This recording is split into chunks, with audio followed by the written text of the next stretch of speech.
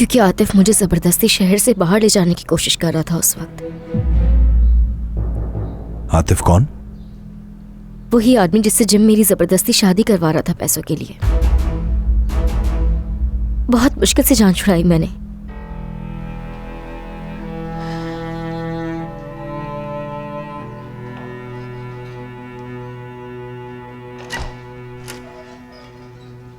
सबा, टमाटर कट गए हैं तो सलाद टेबल पर ले जाओ, सब आ चुके हैं। ठीक है। सबा, तुम्हारी अम्मी आई हैं तुमसे मिलने के लिए। अम्मी आई है मेरी? हाँ बिल्कुल। उन्हें अंदर बुला लो मेहमत।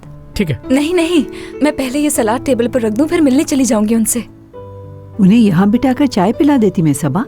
नहीं मरियम आपा, मैं अपनी अम्मी को जानती हूँ, वो नहीं आएंगी। चलो ठीक है, जैसा तुम्हें सही लगे। चलो ये मुझे दो, मैं लेकर जाती हूँ। अरे बहुत शुक्रिया मरियम आपा। मरियम आपा, आज सुबह खाने के लिए पेटीज बनाए थे, क्या मेरे लिए रखे हैं? ओहो, ऐसा हो सकता है तुम्हारे लिए ना रखे हम। फातिमा, कल जो हमने पैटीज बनाए थे ना, मेहमत के लिए और माली के लिए गरम कर दो, खा लेंगे ये दोनों। ठीक है।